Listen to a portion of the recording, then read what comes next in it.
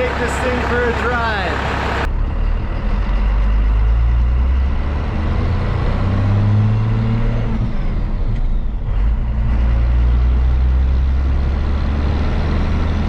What's up guys, welcome back to the channel.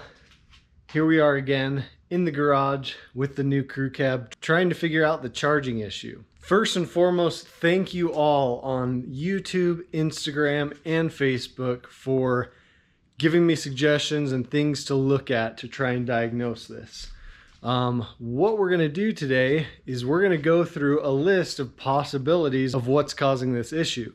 So many of you know, some of you may not, I am a healthcare provider. In healthcare, we go through a process called differential diagnosis. So what I'm going to do right now, I'm going to put on the screen a list of all the differential diagnoses that we need to test and rule out as the culprit for this no charging issue. So the first thing I'm going to try is just replacing that Transpo part. Maybe for some reason I got a faulty one from the factory. Who knows? But we won't know unless we try it. All right, new Transpo kit installed, started it up, still nothing. So not charging. Now I did rule something else out as well. So someone messaged me on Facebook and said they had this issue, and when they got their alternator tested, there was a number on here for how many RPMs it had to be at to kick the alternator on. And his said 1800. Mine doesn't say that at all. And so basically he was saying his alternator wouldn't kick on because it was some O'Reilly remanufactured one. It wouldn't kick on until 1800 RPM. So if he revved it up, it would start charging. So he took it out, went and got a new alternator, and it worked fine. So I revved it up quite a ways, over 1800 RPMs. And still no charge. So that's gonna rule out those two possibilities. So the Transpo is good. The alternator doesn't have some weird kick on RPM that I need to get to. It should kick on, I guess. It didn't say on that testing sheet. So now we're gonna go on to the next possibility. Another suggestion that many people suggested was that maybe the ignition wire is not being triggered on. Maybe it's disabled somehow. All right, another update. This is just super fun, you guys. Diagnostics, even electrical diagnostics, it gets a bad rap, and I'm not even good at it, but I think it's super fun. So here's what I did. Let me show you. So I tapped into this blue wire for my keyed on power, so I followed that in the harness, and there was this plug here, and I looked at it, it was plugged in, and I was like, oh, that's the blue wire. But I realized, look, there are two wires there that are cut, and there's four coming into the harness. So two wires are unplugged completely, or cut. So I said, well, where do the other two go? And it's going to be hard to see, but the other two, you can see them right there. They go to the AC compressor. So, and that is this smaller blue wire right here. So these two wires go to the AC compressor. These two were the old ones to the harness for the alternator. So that key on power, sure enough, is not hooked up. So, of course, I'm getting excited already because I'm putting my money on that's why it's not charging. But who knows? Like I said, that could just be one of many issues. So I am going to rewire into that plug. I just need the one because for this Transpo, you don't need that green wire to the other field lead. So I just need the blue one. I'm going to wire that in and we'll give it a try. Okay, let me show you. I've got this tapped into the blue wire, which is the key on power to the alternator. Got it put back in the harness. All right, moment of truth. Let's start it up and see if it charges.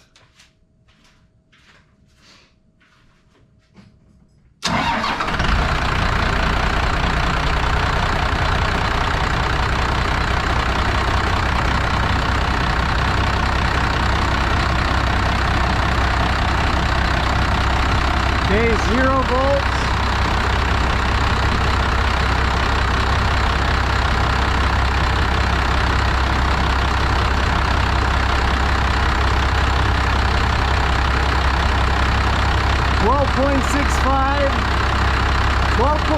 12.67.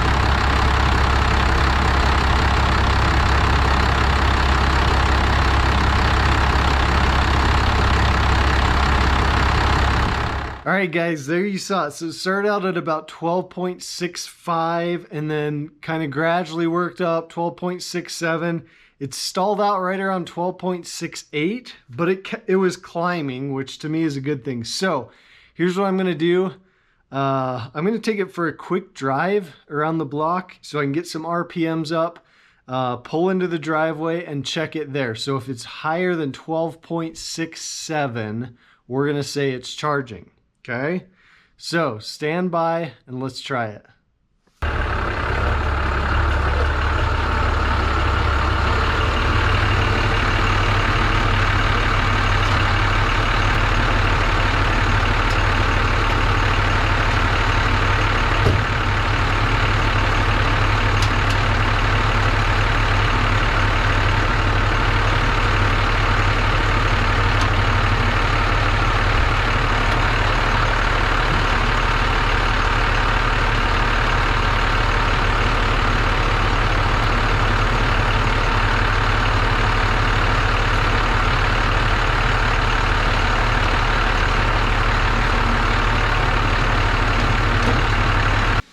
So I'm gonna go read some more of you guys' comments. This is the day that I posted that video. So as soon as I got home from work, I was anxious to try some of the stuff. So we've tried a couple things. Doesn't seem to be working. I did charge the battery on a trickle charger last night. So I checked the resting state of the battery is about 12.77. And then yeah, when I run it now, it stays right at 12.62. So it's not charging, but I imagine if I ran it long enough, it would start to drop. But anyways, I'm going to do a little more research, and it seems like that keyed power is part of the issue, but I don't know where it fits or why it's still not charging. So I'm going to go read you guys' comments. We'll pick up in just a second. All right, guys, it's the next day. Let me show you where I left off and where I'm at. So we replaced that key on power wire, which I thought was going to fix it, but it didn't. So then I figured, well, maybe it's still that wire. It's just more, it's closer to the engine bay harness and something's wrong up there. What I did is I came and saw that here's the wire I replaced. It goes through and comes out, and it's a green wire with an orange tracer. This one right here. So then I came to the other side of the engine bay and tried to find where that wire is, and I found it right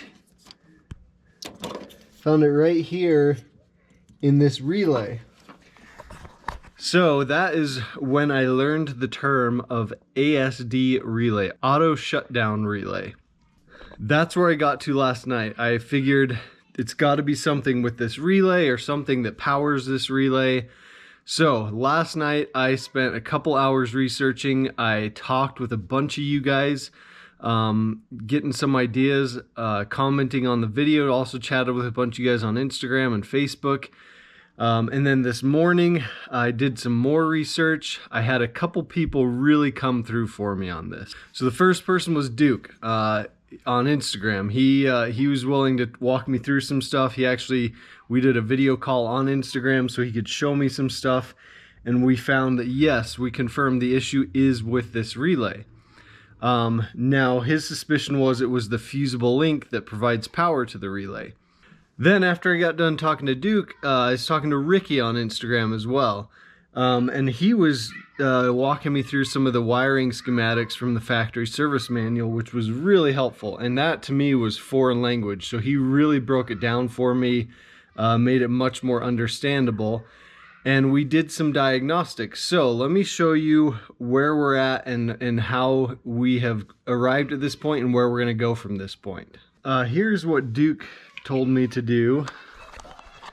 So we've got the ASD relay here. We're going to jump from here, which is those green and orange tracer wires, to here, Now we're gonna start it up and see if it charges. And he was saying by doing this, he was able to get his charging. So let's try that out. And then we have to answer the question, if it does charge, why does it charge? If it doesn't charge, why is it still not charging? So let's get to that point.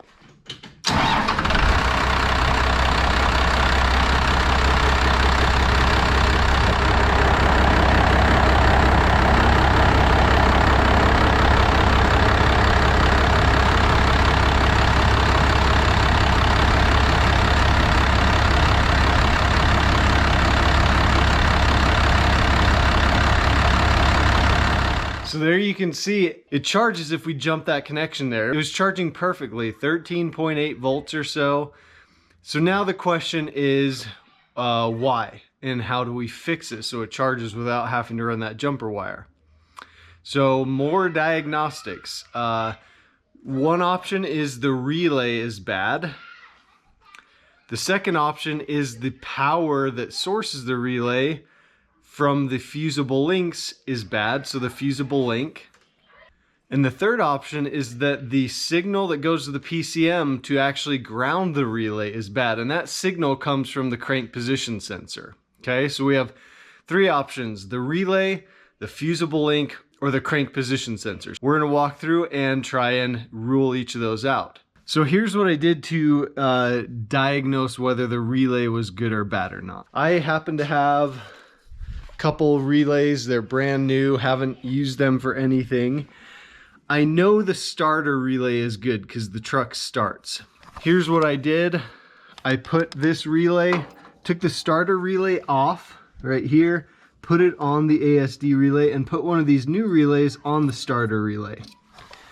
The truck still started, which tells me this relay is good, but it still wasn't charging, which tells me that the relay for that ASD relay is not the issue, okay? Because we put the good starter relay on there and it should work if that was the issue. So we can rule that out. The ASD relay is fine. Now the next idea is ruling out whether it is the fusible link that provides power to that relay or whether it's the crank position sensor which provides a signal to the PCM to ground the relay. Okay, so the easiest way to do this, if you look at the back of the relay here, this red wire is the power wire that comes from one of the fusible links.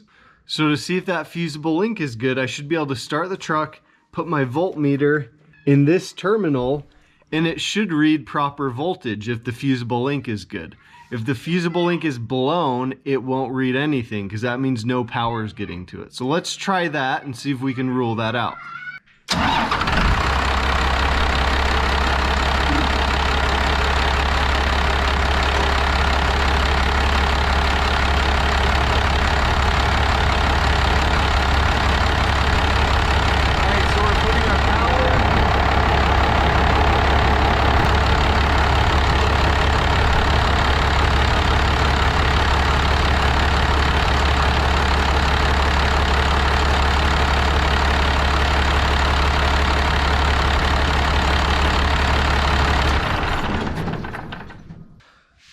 All right, there you guys saw it. So we do have proper power from that fusible link into that relay. Two things knocked off the list. After all that, we can be pretty positive that it is the crank position sensor.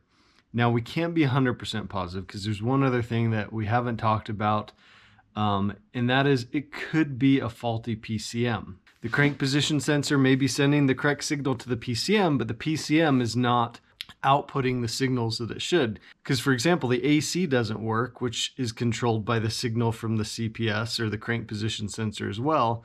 But again, it could just be the PCM. So here's what we're gonna do. I'm gonna go buy a new crank position sensor. We're gonna throw it in.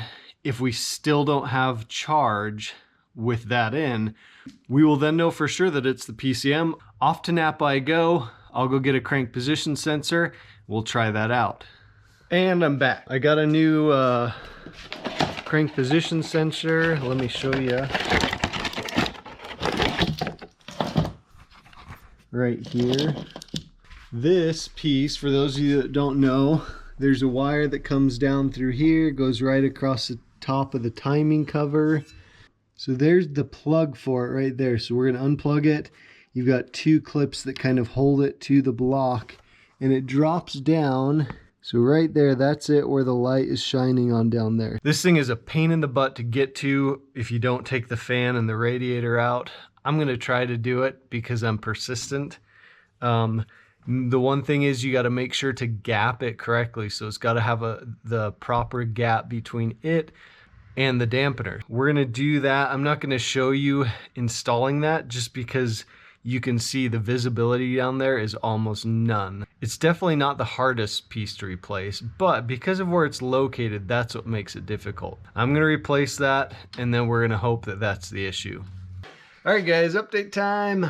I just finished installing it. Yes, it's a pain in the butt for sure, but it's totally doable with the fan and the radiator and the shroud still on here. Pain in the butt, yes, but doable. So don't let anyone tell you it's not doable. It took me about a half an hour. Well, moment of truth now. Let's fire it up and see if that fixes it. I'm not optimistic. I would guess the PCM's bad, and that's why he's ran to some external voltage regulators in this. And so not optimistic, but hey, let's try it. All right.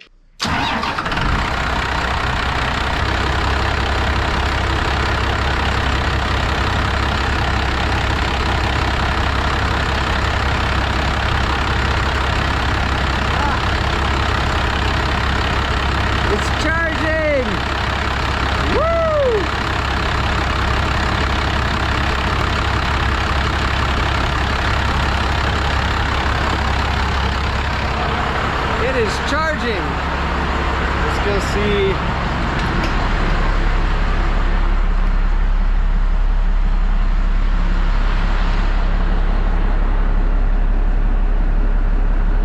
You can see the gauge, it looks way better now, but that check engine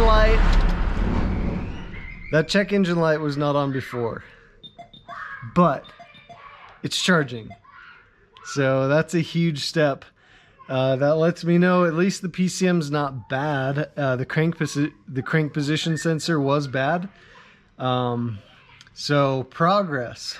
This is awesome.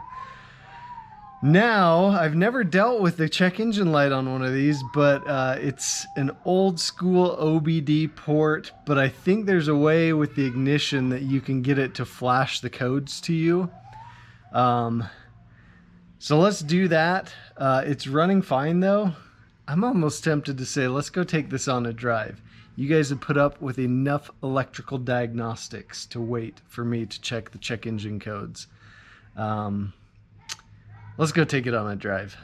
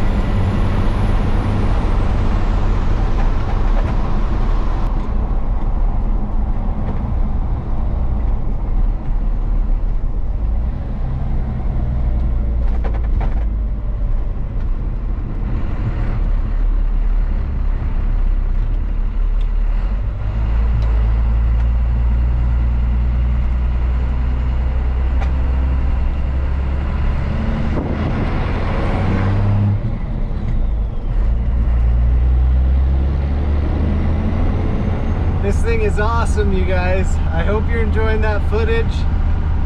But it is just a blast shifting through the gears. The turbo just spools super hard. We have some tuning to do on the injection pump, so we'll be addressing that, but it is charging just fine. So let's get it back to the house and we'll check those codes real quick and then we'll call it good for today. All right, so before we end this out, let me show you guys real quick how to check those check engine codes. I already ran them. I will show you how to do it. We're not going to bother with mine today. It seems to be an issue with the computer's not used to having a CPS actually running it after the swap. So we're gonna leave it, and supposedly it's supposed to just reset after about 51 starts is what the factory service manual says. So we're just gonna leave it. We'll see if it resets after 51 starts, and then we'll go from there. But let me show you real quick how to check that. So what you do, put the key in, turn it to the on position, and then you go off, on, off, on. And now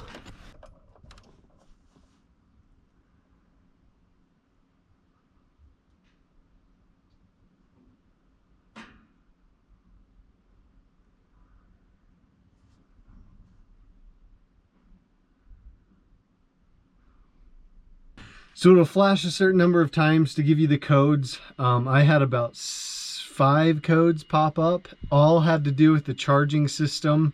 It ran fine, you guys saw it, so we're gonna just leave it for now.